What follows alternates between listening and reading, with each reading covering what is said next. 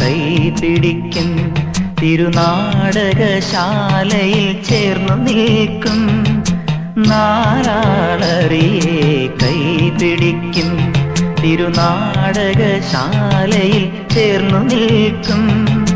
യമുനാ നദിയായി കുളിരലയിളകും നിനവിൽ അമ്പലപ്പുഴേ, ഉണ്ണിക്കണ്ണനോടു നീ എന്തു പരിഭവം മെല്ലെ ഓതി വന്നു.